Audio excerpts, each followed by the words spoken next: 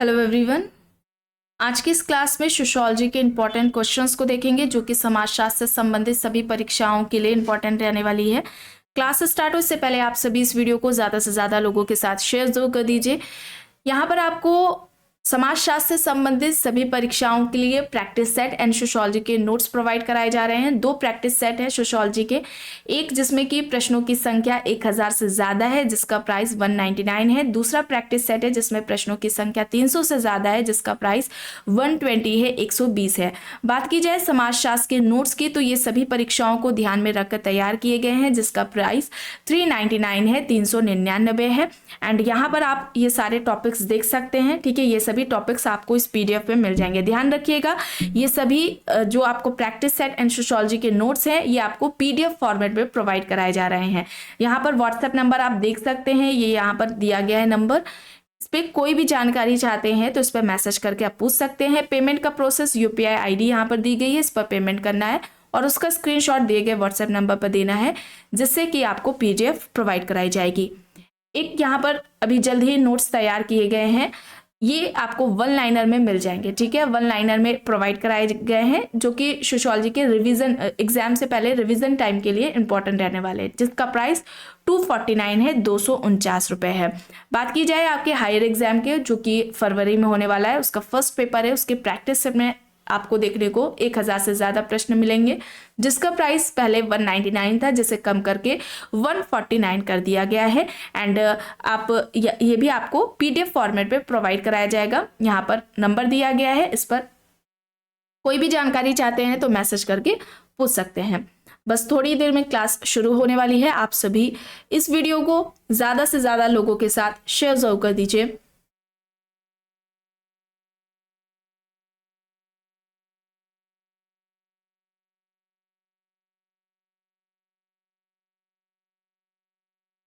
यहां तक हो गया था, चलिए यहां से शुरू करना है। देखिए प्रश्न है, निम्न में से किसने विकासात्मक समाजीकरण और पुनः समाजीकरण का वर्णन किया है? विकल्प देख लीजिए, स्टीवर्ट, बीयरस्टेट, कूले और इयॉन रॉबर्टसन यहां पर दिया गया है। सही क्या हो जाएगा? किसने विकासात्मक समाजीकरण और पुनः समाजीकरण का वर्णन किया है?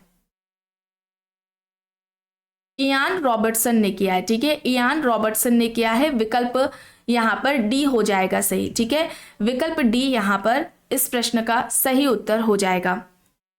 प्रश्न है, निम्न में से किसने पुस्तक दृश्य और क्षेत्र दृश्य में विभेदीकरण किया है? A R Desai, GS Ghurye, M N Srinivas या फिर आईपी देसाई?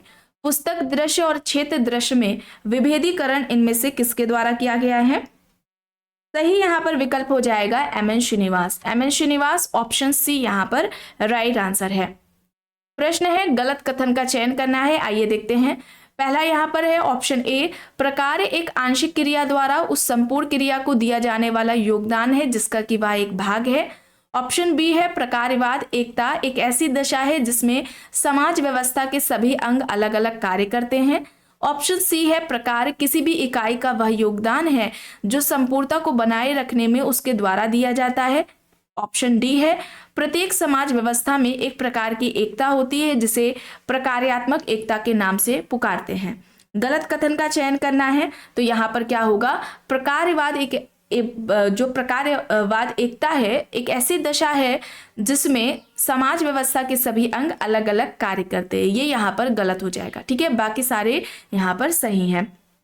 प्रश्न है, समाजशास्त्र का अतीत बहुत लंबा है किंतु इसका इतिहास बहुत संक्षिप्त है। अब यह कथन किसके द्वारा कहा गया है? विकल्प में किंग्सले डेविस, रॉबर्ट बीयरस्टेट, दुर्कीम और मैकेवर पेज यहाँ पर दिए गए हैं। समाजशास्त्र का अतीत बहुत लंबा है किंतु इसका इतिहास संक्षिप्त है, या विचार किसका है? यह तर्क किसका है? रॉबर्ट बीयरस्टेट का है। ऑप्शन बी यहाँ पर राइट आंसर हो जाएगा, द सोशल ऑर्डर। ठीक है, द सोशल ऑर्डर इनकी पुस्तक है और ये पुस्तक 1970 में आती है, 1970 में आती है। विकल्प बी यहाँ पर सही हो जाएगा। प्रश्न है, निम्न में से किसके विचार विधि सम्मत संकट के साथ बुने गए हैं? हेबरमास, अल्थ्यूजर, अलेक्जेंडर, एल्फ्रेड शुट्स यहाँ पर ऑप्शंस हैं। सही क्या हो जाएगा? विधि सम्मत संकट की बात किसके द्वारा की गई है? हेबरमास। ठीक है, हेबरमास होगा, ऑप्शन ए यहाँ पर राइट आंसर हो जाएगा। आधुनिकता की परियोजना अधूरी है, यह किसका कहना था? हेबरमास का कहना था। आधुनिकता का प्रोजेक्ट अधूरा है, यह विचार हेबरमास का था। यह प्रश्न भी पूछा जाता है। अब देखिए प्रश्न है, निम्न में से किसने अति निर्धारण अवधारणा का प्रतिपादन किया? अति निर्धारण अवधारणा किसकी है? अल्थ्यूजर, हेबरमास, शुट्स, पीटर बर्जर यहाँ पर विकल्प है। अति निर्धारण अवधारणा किससे जुड़ी हुई है? अल्थ्यूजर। ठीक है, नव मार्क्सवादी विचारक अल्थ्यूजर को अति निर्धारणवादी कहा जाता है, इसे याद रखिएगा, इस तरीके से पूछा जाता है। देखिए अब कॉन्सेप्ट करके पूछ लिया गया। ठीक है, ऑप्शन ए यहाँ पर राइट है। प्रश्न है, समय और काल के परे पूर्व विद्यमान संरचना और वैदिक अभिकरण की अंतःक्रिया के परिणाम के रूप में सामाजिक संबंधों के संरचना निर्धारण को किस रूप में वर्णित किया जा सकता है? संरचनावाद, संरचनात्मक प्रकार्यवाद, उत्तर संरचनावाद या फिर संरचनाकरण?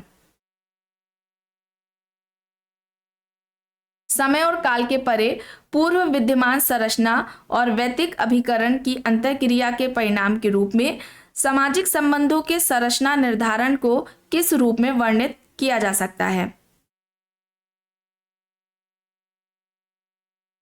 यहां पर सही क्या हो जाएगा? संरचनाकरण, विकल्प डी यहां पर सही हो जाएगा। और जो ये अवधारणा है, ठीक है, एंथोनी गिडेंस की है। किसकी है? एंथोनी गिडेंस का ये कॉन्सेप्ट है। ठीक है, द कॉन्स्टिट्यूशन ऑफ सोसाइटी इनकी पुस्तक है, याद रखिएगा।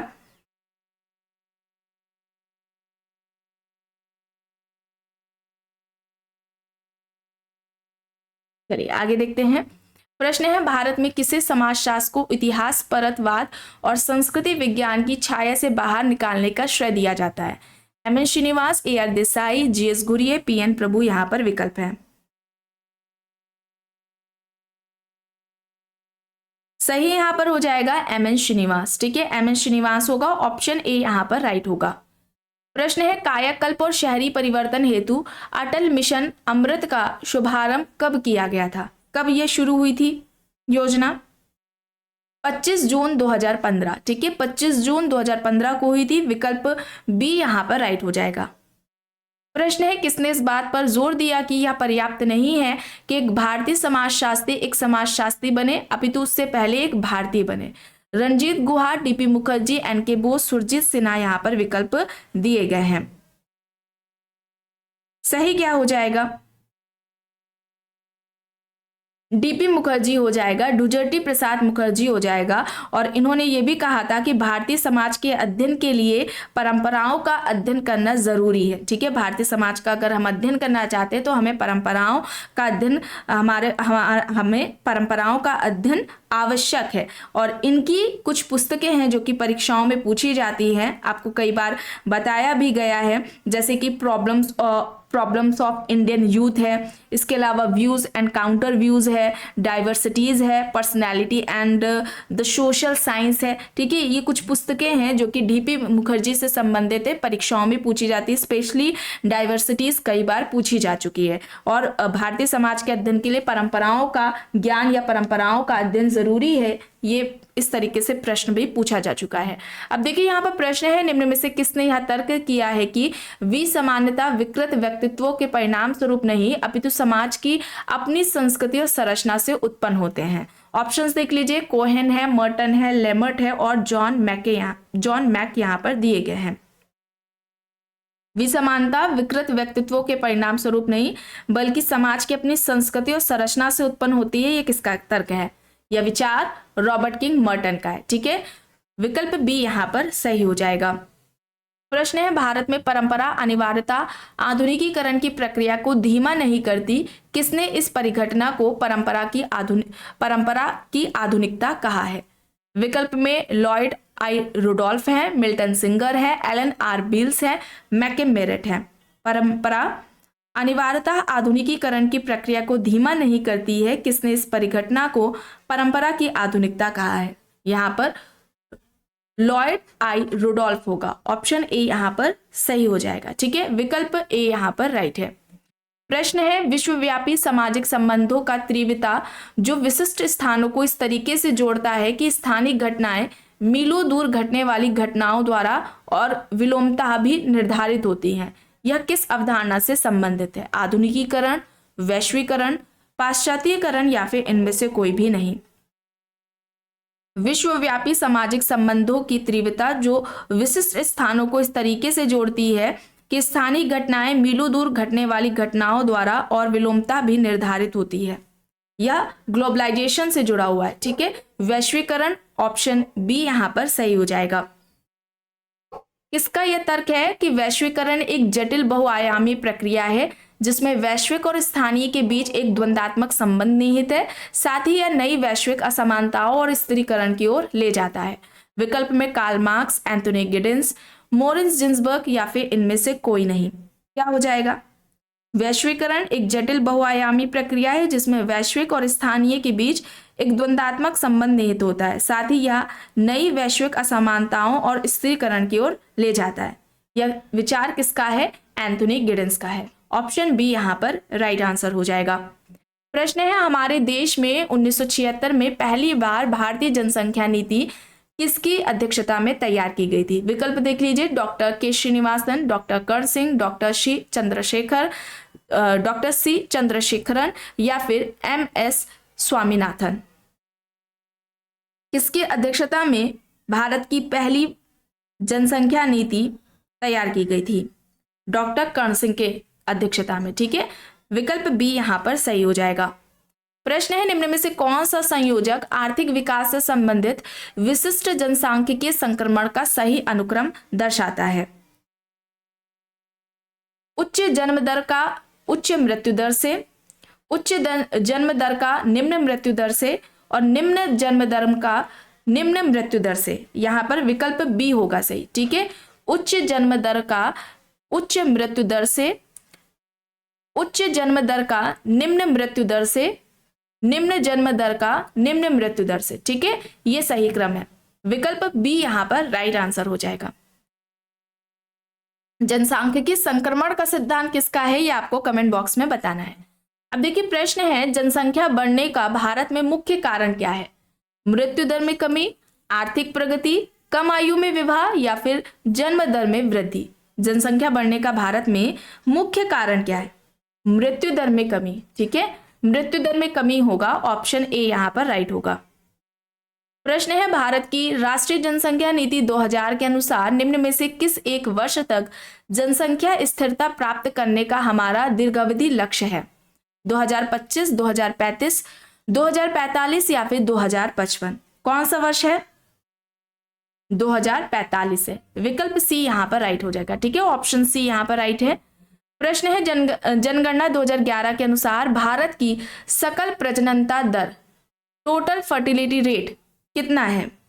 कितना है? 2.4 है। 2.4 है, ऑप्शन डी यहां पर राइट है।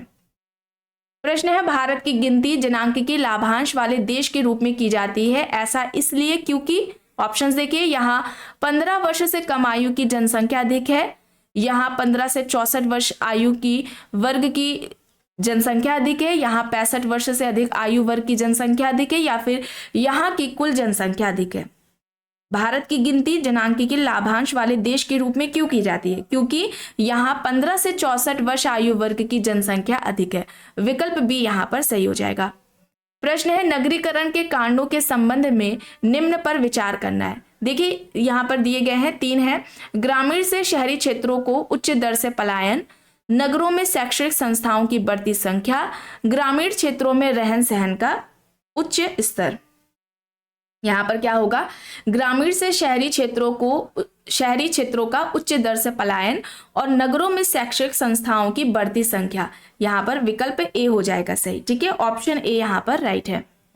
प्रश्न है, टी के उमेन ने नगरीय परिवारों का अंतर बताया है। देखिए, आय के साधन तथा बदलते हुए मूल्यों के प्रतिमानों के आधार पर, सत्ता की संरचना के आधार पर, नगरीय सामाजिक वातावरण तथा सामाजिक पारिस्थितिकी के आधार पर या फिर उपयुक्त सभी के आधार पर। नगरीय परिवारों का अंतर इनमें से किस आधार पर टी के उमेन ने बताया है? यहां पर ये सभी आधार हो जाएंगे। विकल्प डी यहां पर सही हो जाएगा। ऑप्शन डी यहां पर राइट है। प्रश्न है, joint family in urban setting किसकी पुस्तक है? SC Dubey, IN Saxena, TB बोटोमोर, AD Ross यहाँ पर विकल्प है।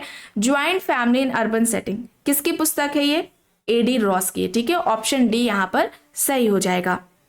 प्रश्न है सोसाइटी इन इंडिया के लेखक कौन है। अब ये पुस्तक किसकी है, देखिए G P Murdock, Andre Beteille, Kingsley Davis, David J Mandelbaum है। Society in India, society in India किसकी है, यह पुस्तक डेविड जे मेडलबॉम की है। विकल्प डी यहाँ पर सही हो जाएगा। प्रश्न है किसने आनुभाविक अध्ययन के आधार पर तर्क प्रस्तुत किया कि अनौपचारिक संबंध नौकरशाही में एक महत्वपूर्ण भूमिका निभाते हैं। R K Merton, T B Bottomore, Peter M Blau, Max Weber यहाँ पर विकल्प है। आनुभाविक अध्ययन के आधार पर तर्क दिया कि अनौपचारिक संबंध नौकरशाही में एक महत्वपूर्ण भूमिका निभाते हैं। यह किसका विचार है, पीटर एम ब्लाउ का है। विकल्प सी यहाँ पर सही होगा। ठीक है, सी यहाँ पर सही है। प्रश्न है यह किसका तर्क है कि सम्मान को किसी विशिष्ट सकारात्मक अथवा नकारात्मक सामाजिक आकलन के पदों में परिस्थिति समूह की पहचान की जा सकती है। विकल्प देख लीजिए, लिंटन है, मैक्स वेबर है, एसएफ नाडेल है, एके रॉसी यहां पर है। सही क्या हो जाएगा, सम्मान को किसी विशिष्ट सकारात्मक अथवा नकारात्मक सामाजिक आकलन के पदों में परिस्थिति समूह की पहचान की जा सकती है। तर्क मैक्स वेबर का है। मैक्स वेबर, ऑप्शन बी यहां पर इस प्रश्न का सही उत्तर हो जाएगा। प्रश्न है निम्न में से यह किसकी परिभाषा है कि समुदाय सामाजिक जीवन जीने का एक स्थान है जिसमें कुछ सीमा तक सुसंगति पाई जाती है। ऑप्शंस में MacIver and Page, Kimball, Young व Ogburn, Henry Johan, Kingsley Davis यहां पर दिए गए हैं।